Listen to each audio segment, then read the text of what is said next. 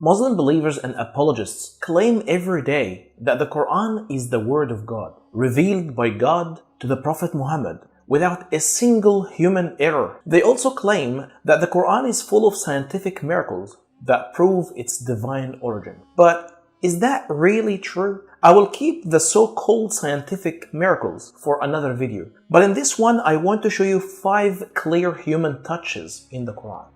5 human errors and personal touches that can only mean one thing: that the Quran was written by a human being.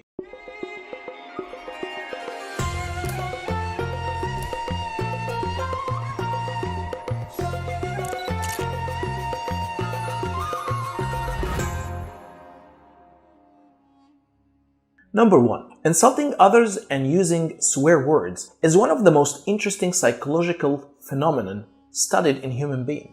It is a great coping mechanism and a natural relief in moments of intense emotional overwhelm, like anger or frustration. Swearing is, simply put, a human need.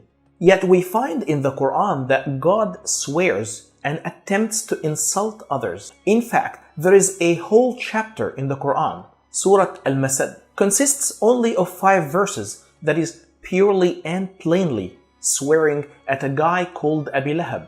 God was so angry that he started cursing him and even calling his wife names, exactly like teenagers calling each other names. God calls Abi Lahab's wife Hammalat Hatab. God is so angry and emotional that you can see it clearly in his words as he starts saying, "May the hands of Abi Lahab perish, and he himself perish.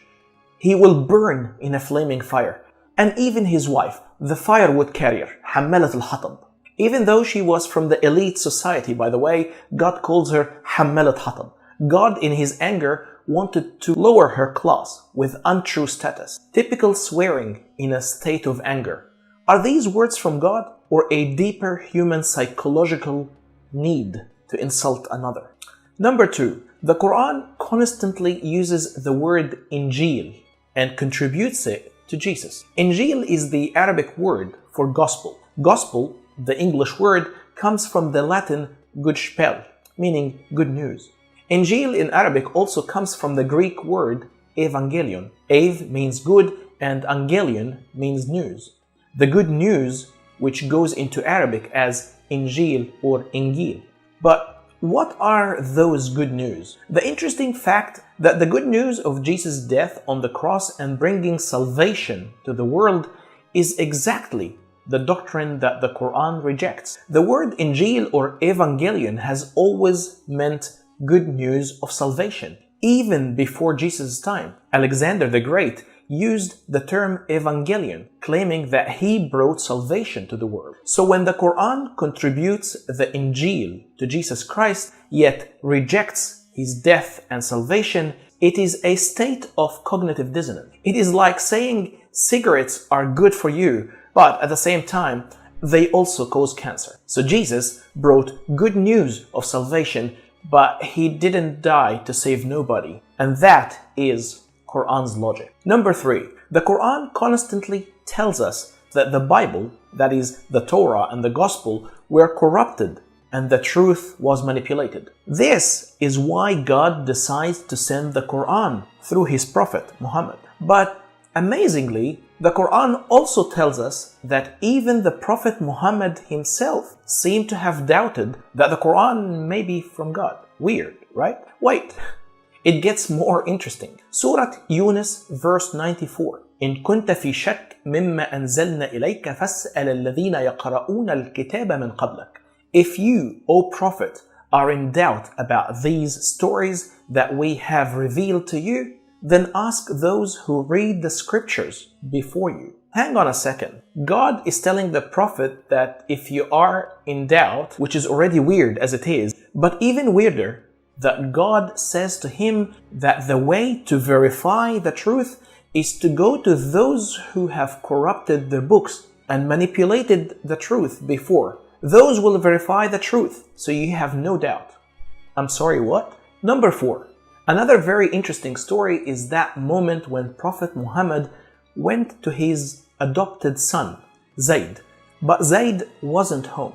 Accidentally, the Prophet saw Zayd's wife, his daughter-in-law, barely wearing anything. The Prophet instantly felt sexual attraction towards her and desired her. That is not the interesting part. We are all human after all, including the Prophet. But the interesting part is what happened next. God decided to intervene and sends down 2 verses in the Quran. And even though the Quran is supposed to be God's ultimate message to humanity at large, these 2 verses have no benefit whatsoever to humanity at all. Surah Al-Ahzab verse 37 and 38 are just addressing the Prophet's sexual urges according to Islamic tradition. Not my words and not my opinion. Islamic tradition says that at the moment God sent down verses 37 and 38 was to address that issue of desire. And God said, فَلَمَّا قَضَى زَيْدٍ مِنْهَا وَطَرًا, when Zayd totally lost interest in keeping his wife, we gave her to you in marriage. There is no blame on the Prophet for doing what Allah has ordained for him. God's ultimate message to humanity here is saying, 1. Women are merely objects. When Zayd is done with her, you, Muhammad, can take over. And 2. O you people, the Prophet is not to be blamed for his desire here, for God has intervened and ordained for him what he sexually desired. What a godly message. Number 5. One of the most controversial verses of the Quran, even among Muslims themselves, is verse number 3 in Surah An-Nisa. فَانْكَحُوا مَا طَابَ لَكُم مِّنَ النِّسَاءِ مَثْنَى وَثُلَاث وَرُبَاعَ فَإِنْ خُفْتُمْ أَلَّا تَعْدِلُوا فَوَاحِدَةً أَوْ مَا مَلَكَتْ أَيْمَانُكُمْ. Marry women of your choice, 2, 3, or 4. But if you are afraid you will fail to maintain justice among them, then content yourselves with 1, or those bond women in your possession. The problem here is not about monogamy or polygamy. It is far beyond that. In this verse, God is legalizing sexual affairs for men. He commands that a man can marry 2 or 3 or 4 women as long as he can maintain justice among all of them. Otherwise, if a man cannot justify multiple wives, then he has 2 options. He either marries only 1 woman or sleep with slaves in his possession. The Arabic term malakat aymanukum literally means those women you owned with your mighty hands. Women captured in wars or brought by money in slave markets. If you cannot justify polygamy, treating all your wives equally, then marry only 1, or otherwise don't marry at all. Just please yourself with 6 slaves you own. To be honest, I'd rather take this as a human law than a word of God. It is much more problematic, to be honest, if you think that these words are God's law. And finally, if you like this video and you'd like to see more like it, please like, subscribe, comment and share. And please support my work on Patreon if you want more content to raise awareness.